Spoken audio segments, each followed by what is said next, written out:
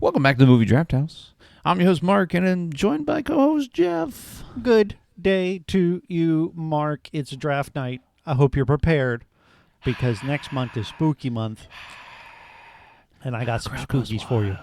Crowd goes wild because Mark's going to pick the better movies. Yeah. He's going to pick the bad movies? The better movies. Oh. Anyways, That before we remains to get be in, seen. before we get into what we watched this week, we're going to plug some music, and we're grateful this month that the band Here's to Now, they're from Los Angeles, alternative rock band, allowed us to use their song Thieves all this month here on the podcast. We appreciate them. Be sure to hit the show notes to where you can get all the links to their social media accounts. They're doing big things. Jeff, once again, I'm going to ask you if you've listened to the music. Give me just a couple minutes. Thieves. Anyways, no, we appreciate them. We'll have new music for you next week, but be sure to hit the back catalog for all of the month of September. You can hear them. They're doing big things. Their EP is out now. Anywhere you get your music from. Jeff, I don't know what you're doing right now, but I'm ready to talk about the movie. Okay, good. What did we watch this week? Well, of course, today is the final day of Matthew McConaughey month, and I got to say, possibly the second best month we've had. It has been a good month. It has been. The first being Erotic Thrillers month. What a great month. Oh, that was a good month. That was a good month. But we watched Dallas Buyers Club from 2013. It runs for an hour 57. And, of course, stars Matthew McConaughey, The Man's Bathroom, who Mark has peed in, Jared Leto, as well as Steve Zahn and Jennifer Garner. Steve Zahn is more of a bit part here. He I didn't realize really has a small role, yes. Yeah, I didn't realize how small of a role he has. But, I mean, it's a recurring part, but it's very small. So, Jeff, you had never seen this, correct? Correct. I have not seen this. I don't follow Oscar buzz, really, so it honestly had never come across my radar until you brought it up one time. Yeah, so you mentioned Oscar buzz, and this was nominated for a lot of Academy Awards. I'm trying to pull up. I got how you here. many. Best Motion Picture, Best Performance by an Actor in a Leading Role, who Matthew McConaughey won. Best Performance by an Actor in a Supporting Role, which Jared Leto won. Best Achievement in Filmmaking nomination, Best Achievement in Makeup and Hairstyle, which Ardith Lee and Robin Matthews won. Okay. And then Best Writing Original Screenplay, they were nominated. Got it. So, all right. 2020, Jared Leto won the Golden Derby Award for Best Supporting Actor of the Decade. Golden Derby. Okay. Let's go, Jared Leto. Decade. Let's How do you go. Who quantifies that? I don't care, but he got it. I know you don't care because you've got a Van Damme style hard on for him, much like I do for someone with the best ass in cinema. All right. Yeah. We're gonna talk about my hard on for Jared Leto and him playing a female in this this movie. Anyways. Yes. What overall thoughts? It's a fantastic film. It's special. Yeah. Yeah, it's really wonderfully made, wonderfully acted. And not only that, it's a story that you just get behind, and it's filled with hope and love and fear and death and all the good things that make a movie a movie. How does that sound? Very generic, but I get behind generic. it. Here I am thinking I'm complimenting this film, and you'd be excited that I enjoyed it as much as I did. My bad. I'm sorry. No, I'm glad because this is I think my third time watching it. And the amount of commitment Matthew McConaughey pours into this role is phenomenal. It's Christian Bale level commitment here. And prior to this, I don't think McConaughey had ever been regarded as a super serious actor. And because he was an A-list actor, but most of his stuff was bigger budget stuff. He was a rom-com guy. Yeah. And how to move out of your mom's house in 10 days or whatever. Yeah, right.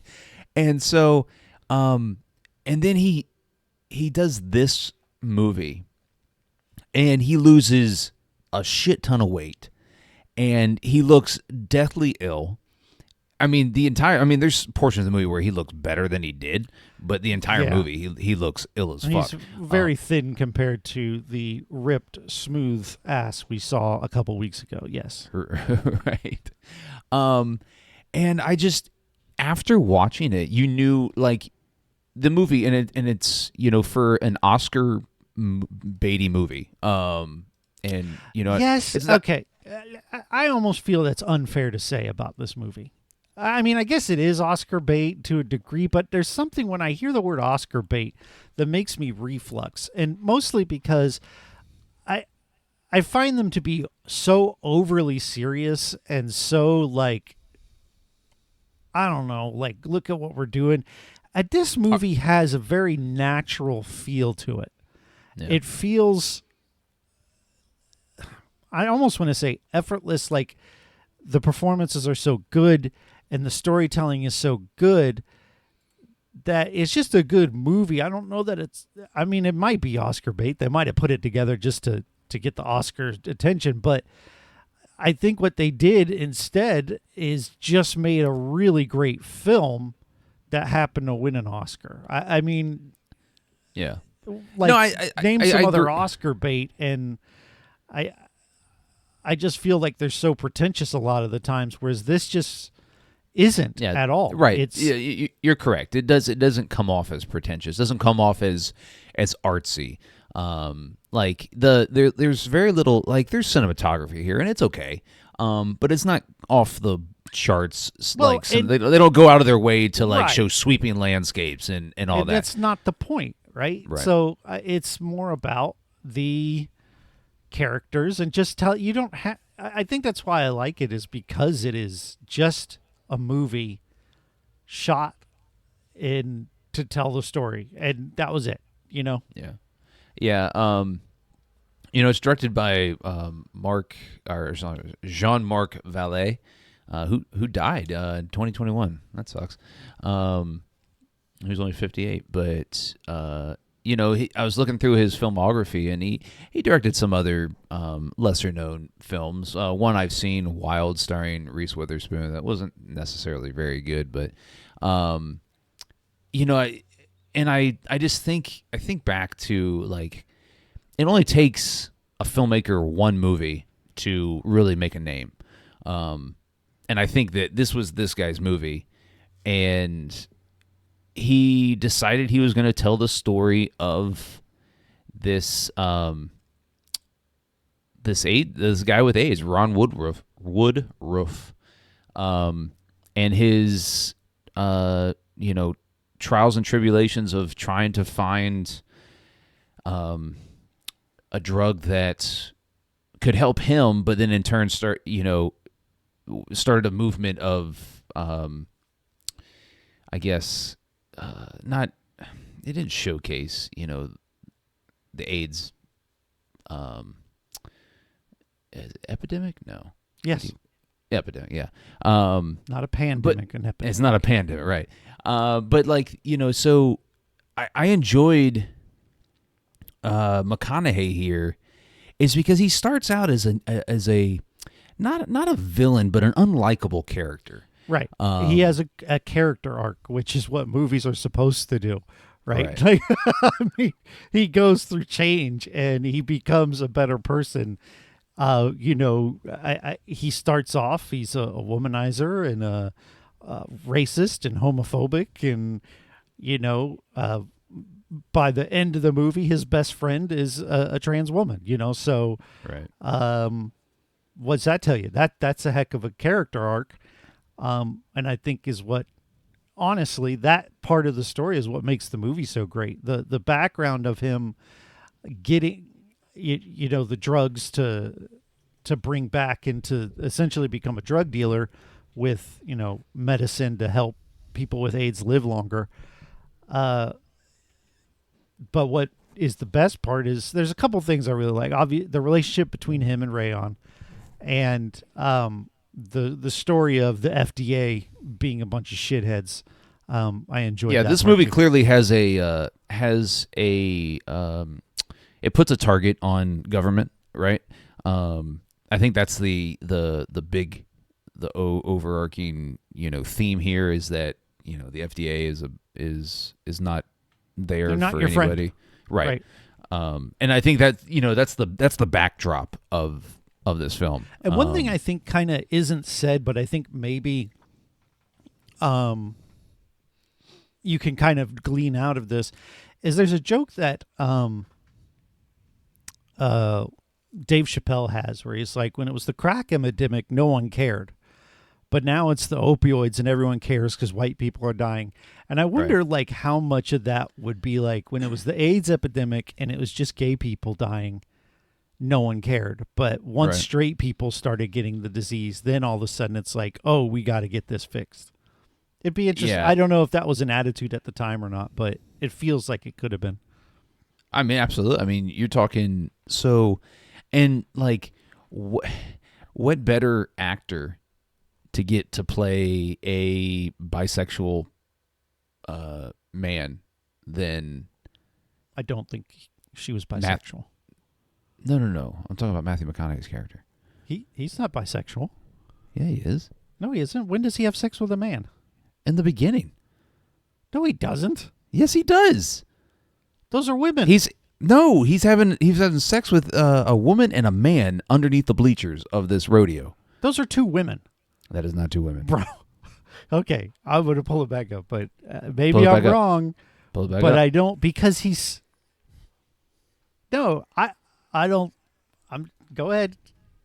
Or look it up. I'm pulling it up, but I'm fairly certain it was two women.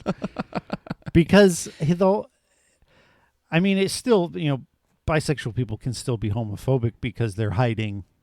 Correct, and that's something else. I think but I don't think that's what is happened here. That is him in this movie. He doesn't regard himself as homosexual because he still very much enjoys women. I don't think so though.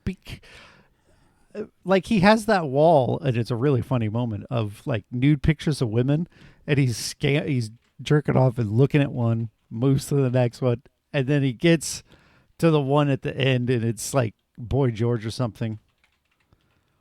Okay, I got the scene here. Let's see. All right, he's watching bull riding. Yeah, that's two women, bro. You look it up. I am looking it up. Yeah, I'm looking it up right now. There's a scene where he's having sex with a man in this movie. I disagree. I don't think so. Was Ron Woodruff bisexual in Dallas Buyers Club? At some point in this movie, he has sex with a man. No, he doesn't. You said it was under the bleachers, and it's not. The other scene that maybe you're thinking of is there's a scene at home after he's been diagnosed, and there are two women there and like his best bud. No, that's not the same. Those three are thrown down in the other. other. He does not have sex with a man in this movie. He doesn't. I don't know what movie you watched, what cut or version. If you went to an adult website and found your own version of the film, but in my watching, he at no point has sex with a man. I'm looking it up. Yeah, good. Keep that in your Google history. Blah, blah, blah. May have been openly bisexual. I just looked up this article. Oh, okay. Racially homophobic, but was not a homophobe. According to those who knew him, but rather openly bisexual. This is the real person, I think. Yeah. All right. Anyways, all I'm listen. saying is I don't recall a scene in the film I could have swore there was a where scene he has sex where with a man. he is like a man's kissing him on the back of the neck. I think you're thinking of the opening scene, and there's a very tall woman in that scene, but it is not a man. feel free to watch it again. But I think this is a moot point at this moment. I don't think it actually. I mean, it does. I mean, if the character's bisexual, it does change things because then his interaction with Rayon is, different. He's hiding his own sexuality, but I don't remember that, and I don't think that's the case. So, and that would make sense because he is, at first, and this is how I portrayed it in the movie, because in my mind, I guess I saw him, knowing the story behind it, I saw him having sex with a man. I just don't. I don't know. That's weird subconscious thoughts. Which is fine. It's fine. I don't care that he does or not. It definitely changes things, but I did not see that happen in the movie. Either way, his actions in the beginning towards towards gay people in the beginning, because he gets labeled as such. Somebody finds out that he's got, or he runs his mouth when he's high, to his friend, who they're having an orgy in his trailer, and he who does that, man? How awkward is your relationship with your friend?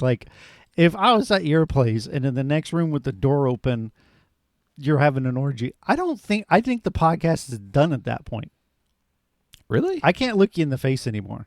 Really? I mean, if the door is open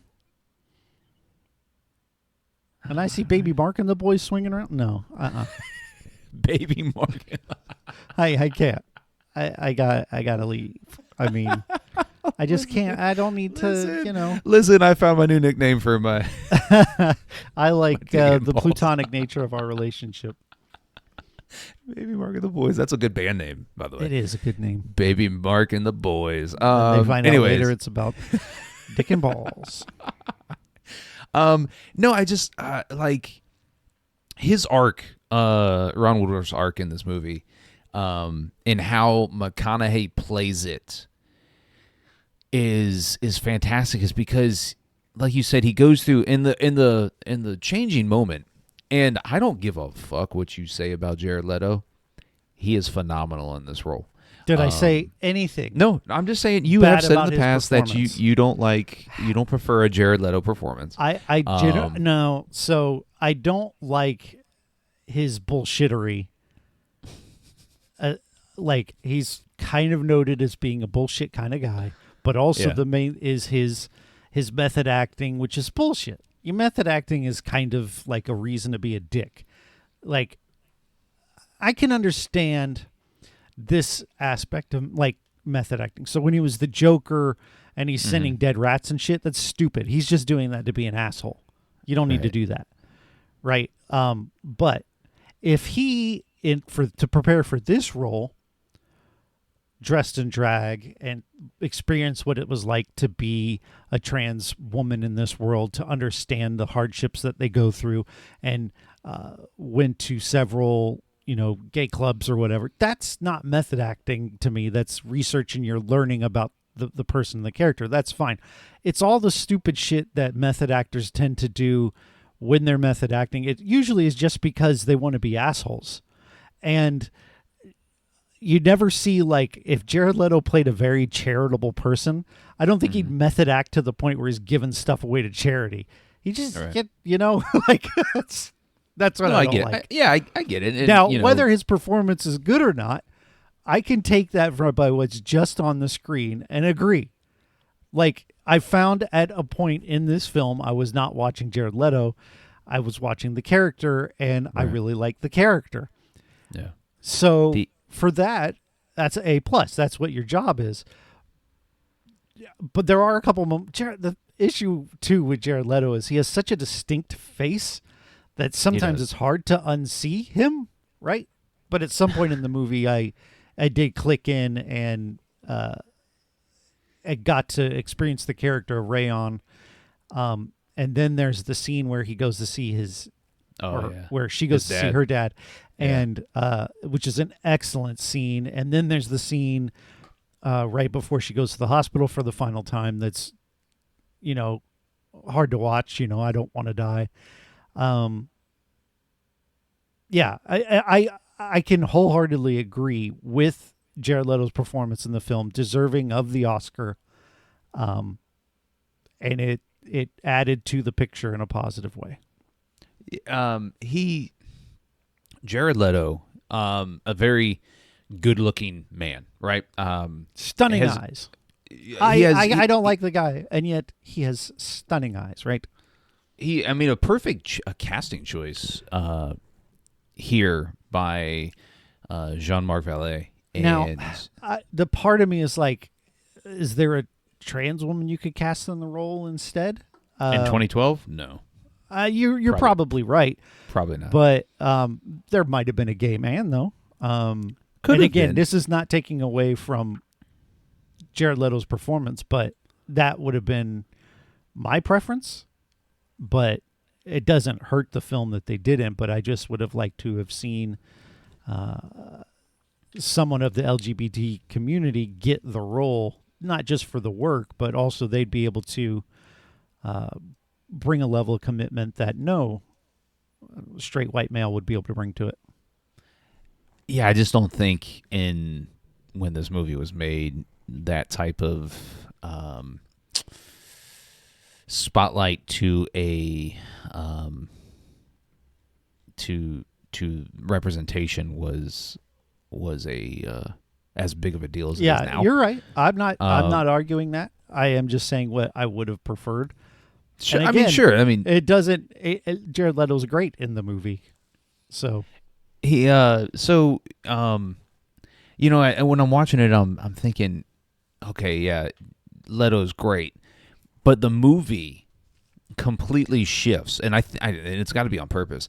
But the movie completely shifts when Leto gets involved, and when his character is introduced, and it's because it's almost it's the turning point of the movie. It's the turning point for McConaughey's character. Well, and watching it, because he is so sexist, and not really sexist, but he kind of is, but not as overtly as he is racist and homophobic.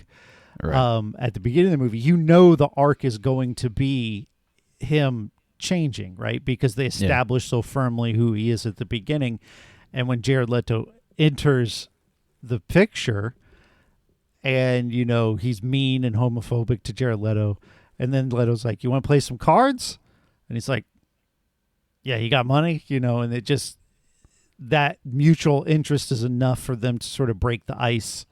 But what ultimately brings McConaughey around is the need for money. Yeah.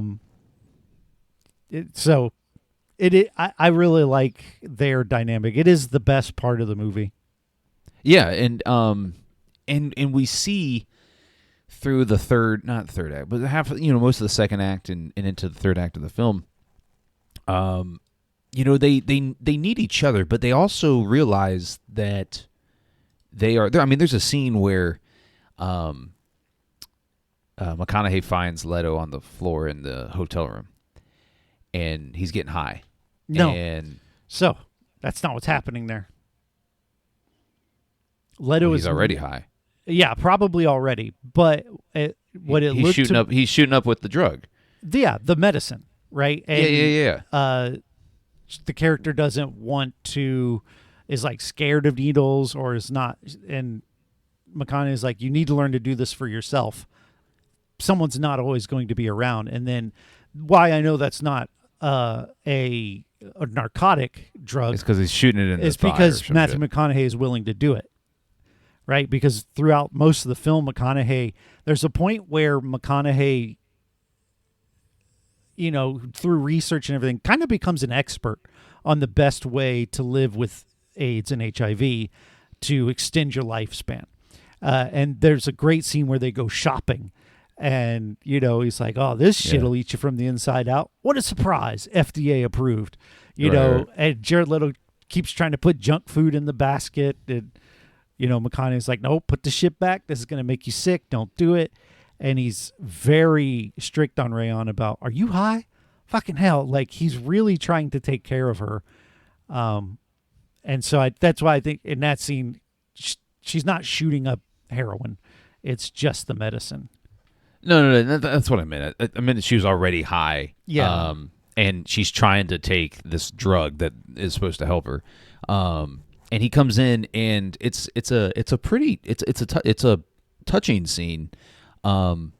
Is because he's showing that he cares about her, and that he does value her as a person. And he does it in multiple different scenes, but yeah, the grocery store is another one where he seizes. So essentially, after he gets AIDS, he gets sort of treated homophobically, right? His friends. Oh, right. He gets ostracized out of his. They spray paint the F word, the other F word on his house, and and that's another that when he gets the shotgun out of his trunk. I still, man, he overkilled that door. He could have kicked that flimsy little, mobile home door in, but he destroyed it with that shotgun. You imagine your neighbor shooting their door with a shotgun and the cops not show up.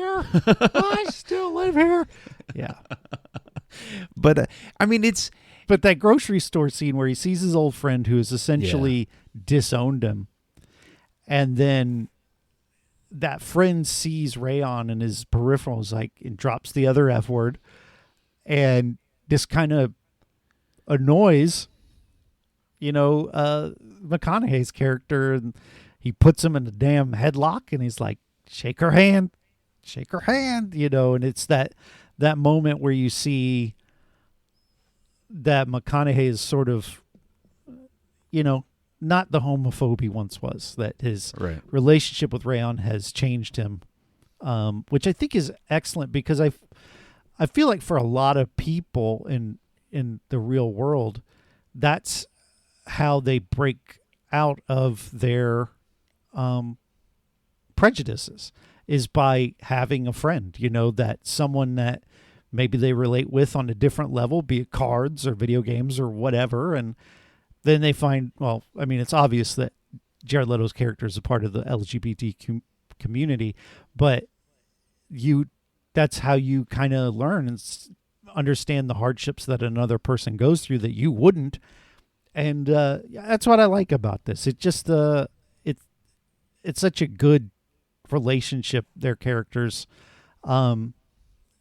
where they sort of benefit each other in a lot of ways. Matthew McConaughey is very much trying to keep Rayon healthy, and Rayon is, by virtue of being herself, changing Ron Woodruff to be less of a douchebag. Right. Yeah, no, they each are helping each other in different ways, and by the end of the film, and they share that last embrace, where Leto hugs McConaughey, or gives he says, hey, this is I cashed out my what was it, insurance, or I think it was the insurance policy. Yeah, he had a life insurance, and he says he sold it. And I guess maybe what you do when you sell it is you make someone else the beneficiary. Oh, yeah. Like you charge them to be the beneficiary, which I think is probably illegal. Well, in the 80s, that might have been a thing. Yeah. So I'm guessing what she did was sell the her life insurance back to her father. So when I die, you'll get this much money if you give me set amount of money right now. And this essentially keeps the Dallas Buyers Club, the business that McConaughey is running, is afloat. And that, and you kind of get the idea, Rayon at this point knows that her time is pretty limited, and maybe even Matthew McConaughey picks up on it in that scene where they hug, which is one of the best scenes in the film. Yeah. 100%. It's the scene that the entire movie's really been working towards. Yep. And that is it wasn't a long scene either. It was, a minute, 2 minutes maybe. Right. Nothing overstays its welcome in this. That's kind of why, again, I was a little mildly offended that you called it Oscar bait, because I feel like the movie has opportunities to really hammer home that Oscar bait. Like specifically the death of Rayon, there's no scene It's not on screen, right? around like people around them, like around her and like crying, and as the beep beep beep beep, like it doesn't do that, right? Did you hear that when you were dead? No, I did not. Okay. I was busy being dead, Dick. But she, and I think that's kind of the smart aspect of this movie is I don't think it's really like, in all honesty, I felt like maybe it could have tried to pull the heartstrings even more than it did, Yeah. I enjoyed, when Ron comes back into the state, from where he was flying in from. He comes back from out of town, and he comes back to the hotel, and he asks the black lady who was working for him. He goes, "Oh, hey, where's the idiot?" And she's like, "Oh, I thought you knew." It's not how it goes. Like what you, this is like how you have friends and you're like, what's up, dipshit, and all that, right? And so you, hey, where's the dipshit?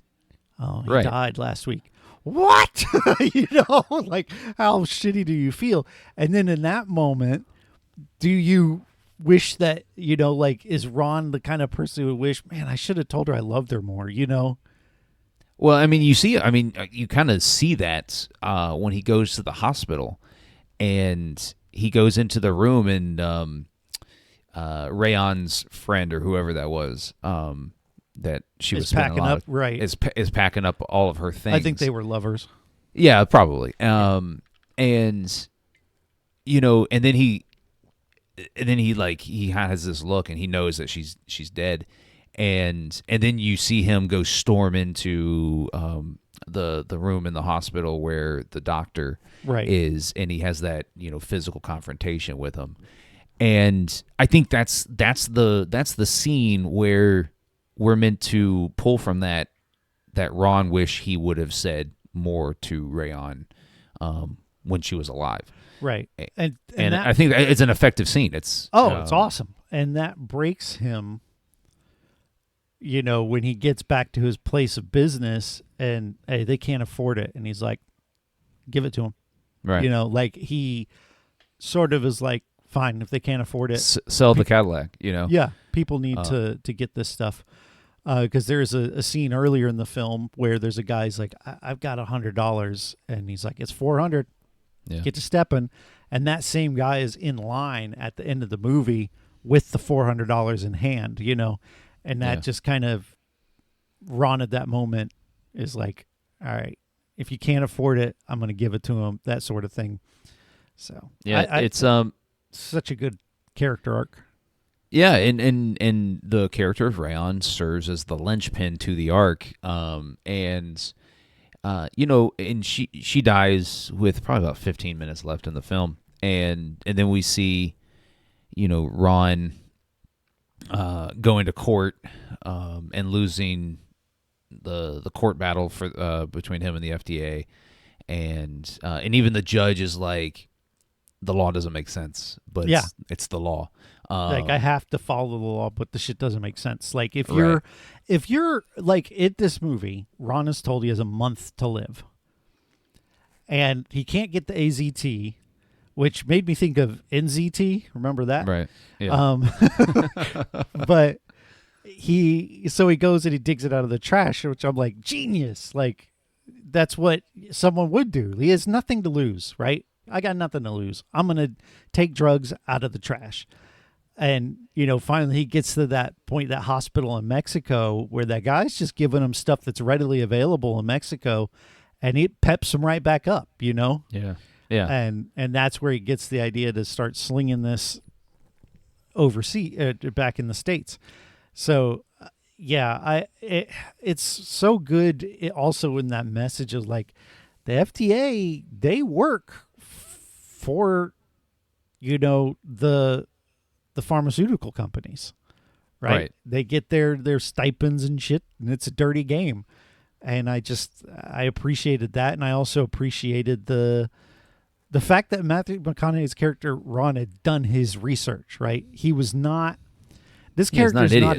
He's not dumb at any point. Right. Like when he gets AIDS, he immediately goes into research mode, and he's able to go to Jennifer Garner and be like, "How about this drug? How do I get this drug? This drug has been shown to do this.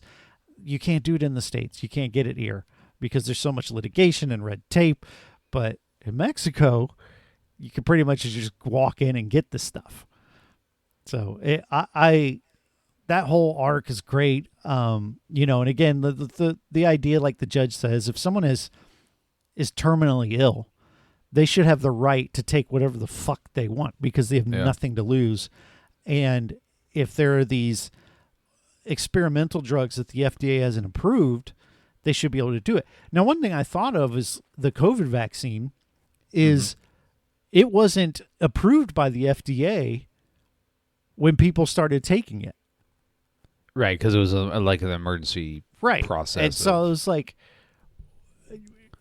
could you do a cutout to say, hey, if people are terminal, and back in those days, AIDS was terminal, or HIV, no matter when you got it, right, or how early you detected it, it was pretty much terminal back then.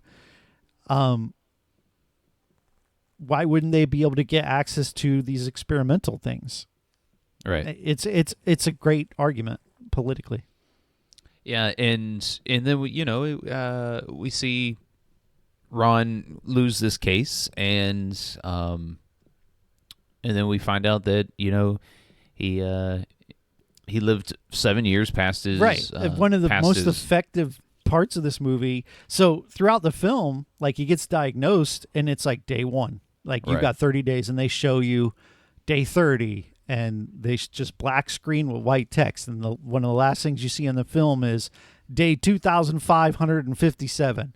Right. And it's just hammering home the fact that, he was able to, through his persistence and willingness to skirt the law, extend his own life and also that of his customers.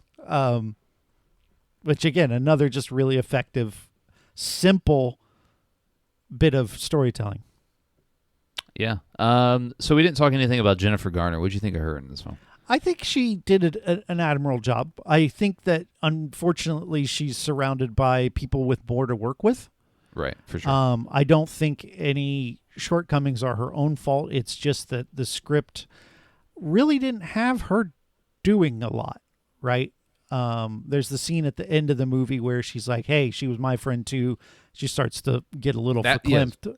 But largely, she's not asked to put in the performances of her 2 male counterparts. Yeah, and that's unfortunate because I do regard her as a pretty good actress. And you saw that at the end scene where she does get choked up, verklempt, right? The word you used.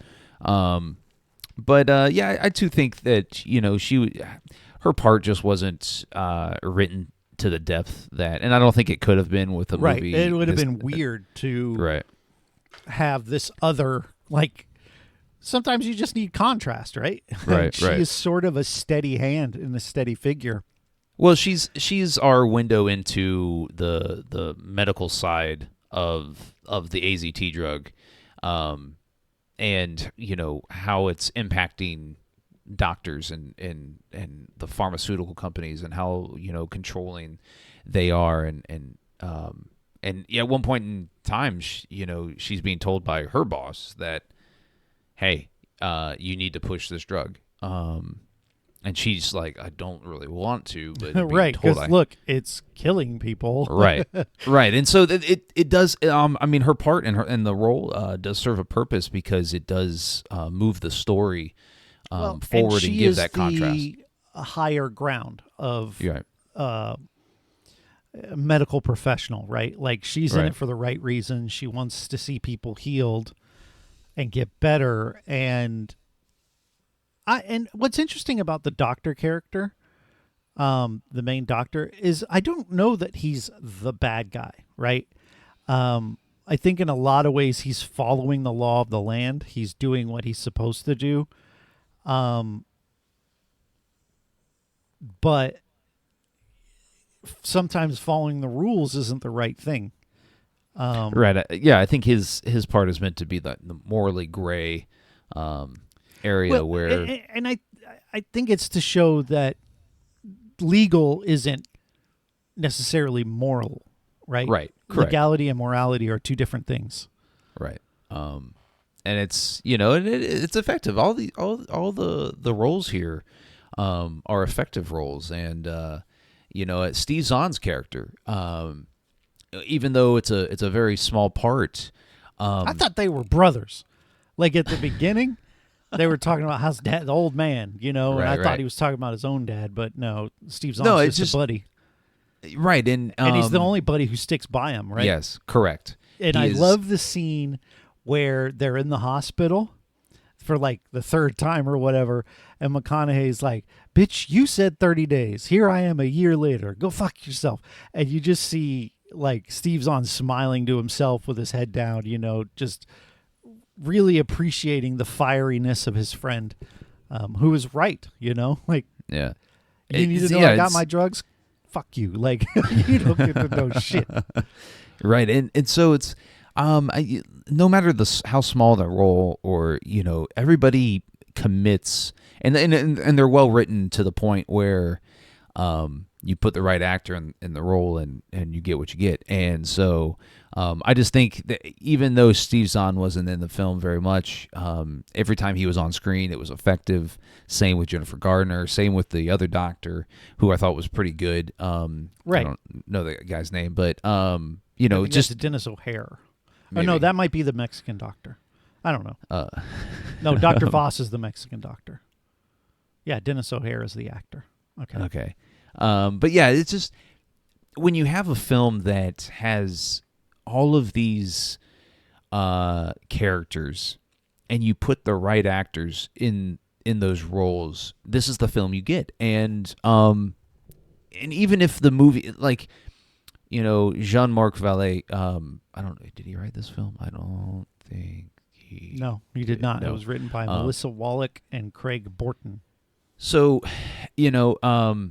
good writing shines through, which it did here. And then great acting shines through, and I think it, across the board it did here too. So, I think we've gotten what we need out of this film. I think it spurs a lot of great conversations, and it's a thought-provoking film without being pretentious, and I think that sometimes can be hard to do for some directors and some storytellers, where they feel like they got to really, overdo it to get the effect they want. But I think the movie is just really smart, and I'm reminded of our year one standout, my favorite movie from our first year, Can You Ever Forgive Me? Where it's just a good piece of storytelling, and here are these actors portraying these characters, and here's their arc and what they go through, and you don't need anything else other than that. That's what making a good movie's about. Right. Take so do note, you recommend Aronofsky. it? Aronofsky wish he could make a movie like this. Yep. So do you recommend this one? Yeah, absolutely. It's fantastic. Go watch it. It's on Nice. Stars right now if you have said subscription. Yeah. I echo everything you just said, but one of the most committed performances I've seen from an actor, from McConaughey. He went on the Castaway diet is what happened. Yeah, he did. And because you're looking at him, and there's several scenes where he is just fucking skin and bones, and then you look at his him now, and it took him, I think, several years to get back to where he was prior to this film, concerning his body. Is because I think what was it? Wolf of Wall Street came very shortly after this, and he's still kind of frail in that movie. Well, wasn't he still? He was frail in True Detective. Yeah. Because it must have been around this time. And so, just one of the most committed performances I've seen. One of the better supporting roles I've seen in a film from Jared Leto, and it's it's a phenomenal story, and I just you feel better, like you feel like you have a deeper knowledge of something like this after you watch it. It gives you a good history lesson too. I mean, the character of Rayon is not an actual person, right? But Ron Woodruff is, and I did a little minor research on YouTube about the guy, and it seemed like they pretty much covered it, right? I don't know how much of a homophobic guy he was at the time, and how much of that arc holds true. That could be a bit of storytelling, but still, they make him out to be a pretty good hero in the end. Yeah, a classic anti-hero character. Which the scene, the other scene I like too is when there's a woman at the buyers club, and he's like, "Hey, what's the deal with the girl? She have HIV?" And the reception's like, "Full blown AIDS." He's like, "That sounds hot," like. And then he goes in the next room, and they like him being like, "Fuck yeah!" Like you don't really wish it on someone, but when you two parties have AIDS. Hey, it doesn't hurt anybody if they get down. So I thought that was there are a lot of really funny moments that I enjoyed, mostly between Rayon and Ron. Like I said, the moment where Red keeps putting like these male pictures all over Ron's wall where he keeps his naked ladies, and I just enjoyed their sort of roommate banter. Really good. There's a lot to love here. She paints the walls this dark red color, and he's like, "What the fuck is this?" And she's like, "Oh, it's almost blossoms. Christmas." Yeah. and then another funny moment is he tells I forget which part of the movie it's in, but he tells her, he goes, God really missed the mark when he blessed you with a set of balls. And it just, and that was a tender moment between them, and that was just his way of kind of telling Rayon, "Hey, I see you, and you are who you are right." being." And it's something I think that only can be said between two friends and not be offensive. Right, correct. Right? Like at that point, they are close enough where I think Rayon can receive that for what it is, and it's not, him being a dick. Right. Excellent stuff. We both recommend it. Yeah. So what are we doing now? Oh, it's draft night, baby. What? So next month is October, which is we generally try to keep it spooky. We did vampires last month. Vampires last year with mixed results, and the year before was psychological thrillers, which to me almost isn't quite spooky enough. For a Halloween-inspired month. So this year, for October, Mark and I are doing creature features. So big monsters, little monsters. I just say monsters in general. Weird bugs. Something that would be a creature. We're going to avoid the Voorheeses and the pinheads. Those aren't creatures. Those are humanoid, shaped things. So we want little monsters, big just monsters or creatures, anything that would fall in that. We'll see if one of us blows it, but I don't think we will. I don't think we will. So just to a disclaimer here. There were a lot of films that I wanted to pick, but you've already reviewed them for your other podcast. So really? Like which ones? Gremlins. Jurassic Park Jurassic Park movies. I looked at them. I wasn't going to pick them because I knew you looked at them. But if you had picked the Jurassic Park movie for Creature Feature Month in October, I mean, the original Jurassic Park is very much a horror film, but we're not talking about that. To what you've selected. Now I'm scared. So you want to go first? You want me to go first? I think I'd like you to go first. There's no chance of you picking what I have, but I have a mild hope you'll pick at least one of them because I have 3 movies I want to go for, but go ahead. Okay. Well, The first one, and I went back and forth, is because I think you've mentioned it here on the podcast as something you haven't seen, but you don't know if you're necessarily interested in it, but Okay. you regard it as something that you probably should see. Interesting. Right.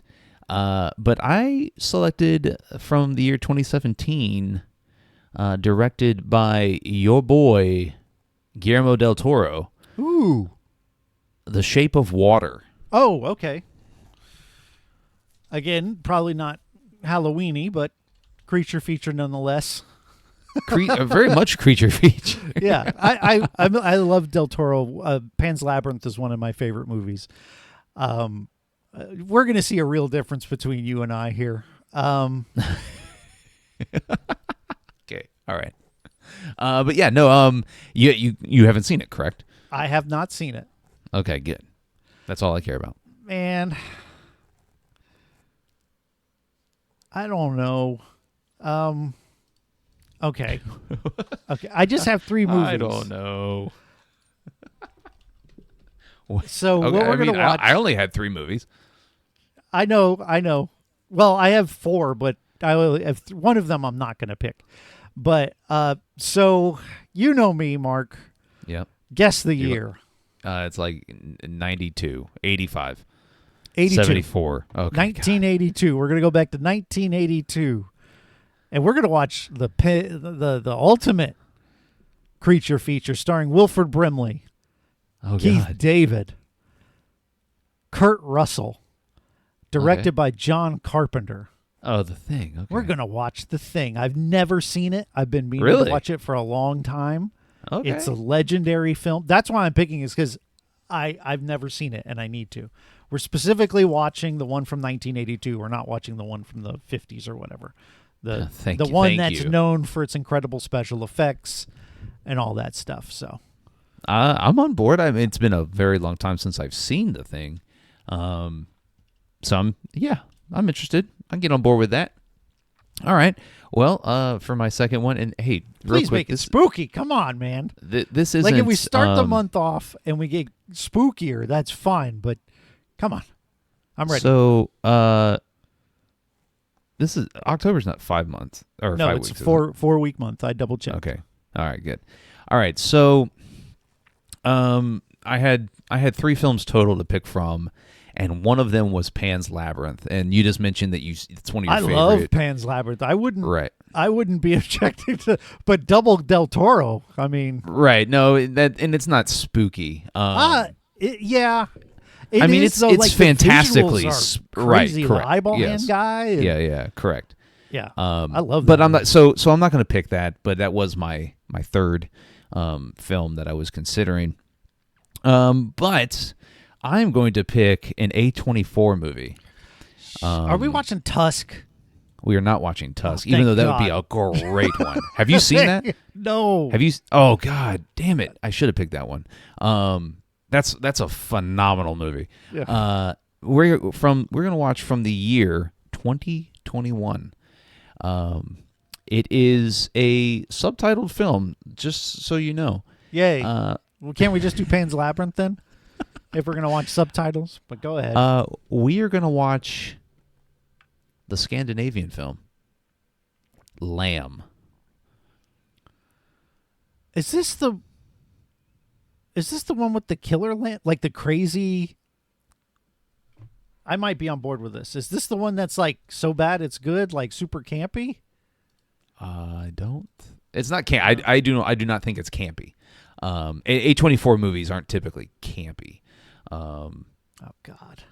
Mark. But the trailer makes this look very intriguing. LAMM? LAMB. Oh, Lamb. God. Lamb. Oh God. Like you always find a way to at least pick. Listen, love finds a way. Okay, so this makes this easier then. Because I don't normally like to piss you off. No, why would you be pissed off because I picked a you told me to pick something crazy, now we're creepy gonna do this. creature. We're going to watch one of my favorite creature features. Okay. All right? Get ready for your butthole to be blown away. You ever heard of the right. hungry heifer? No, No, man. you haven't. Of course not. Why would you? Right. Because Why would I? we're watching a movie starring people you've never heard of. Scott Grimes, Yep, Lady nope. Curtis, Terrence Who's that? Mann. Don't know them. It's from 1988. It's rated PG-13. Runs for an hour and a half. What more do you want? I don't know. We're going to watch, get this, we're not watching Critters. We're watching Critters 2, the main course. My favorite Critters movie. All right. Do I need to watch Critters 1 No. to understand where the fuck this is at? I mean, you can. I can I'm not, give you. but- I can give you the heads up. Then I'll tell you that Critters 1, these little animals invaded a small town and killed a bunch of people, and a young redheaded boy was the sole survivor. Not the sole survivor, but the main survivor in the lead, and he is the lead in Critters 2. Okay. There's aliens. You're going to end our Halloween month on some bullshit. All right. I'm Hey, just letting you know. you didn't pick any horror movies, so I 100% picked horror movie. no. Shape of Lamb Water. is a horror movie. Is it? Yes. Well, we'll see. Because Critters 2 is the shit. The tagline for Lamb is a childless couple discovers a mysterious newborn on their farm in Iceland. That's not horror. It's horror when you find out the newborn is a baby lamb It's a newborn lamb. Whoop-de-doo. that they treat like a child. That's just weird. You just Right. picked weird. Don't worry. No, Critters isn't scary either. It's funny, actually. It's fucking silly. All right, let's run them down. So we're going to go The Shape of Water, Ugh. followed by The Thing. You just don't like horror movies or something. So, yeah, I picked The Thing. Lamb, Yeah. and then Critters 2, Critters the 2. main course. Jumping you right in the middle. Listen, Yeah. I've seen all of the original Critters movie. How and many this are is there? easily the best one. All right. Okay, that's fine. It's fine. You listen, what happened to I haven't seen it. I'm willing to watch anything. I am 100% willing to watch it. I'm just saying you likely picked some bullshit in the month. Hey, you want to do a bonus episode in Critters 1? No, man. No, I don't. I have no interest in any of that. Because I don't have to watch it. For Critters 2, I have to watch this. So I will watch it. I'll watch it with an open mind. No, you won't, but that's okay. Oh, we're going to watch this one in person. Oh, baby. We are going to watch. Yes. Oh, I can't wait. I'm so excited. Anyways, once again, we give a shout out to Here's to Now, the Los Angeles alternative rock band, for allowing us to use their music here on the podcast this month. Be sure to hit the show notes, get all the links to their social media accounts. They're doing big things. Give them a like, a follow, and a subscribe, and make sure you're downloading their music wherever you get your music from. We appreciate them. If you want to follow the podcast on any social media platform, we're on Twitter, TikTok, Instagram, right here on YouTube where you're watching us. Be sure to hit the subscribe button when it pops up. You can find us at Movie Draft House. And if you want to follow Jeff on Twitter and let him know, hey, man, You got nothing. A24 makes some banger-ass shit. You should get They behind make Lamb. shit. I've watched one of their movies called Men. It was so dumb. Like, have you seen that? No. It's horrible. But you can find him on Twitter at Podcast by Jeff.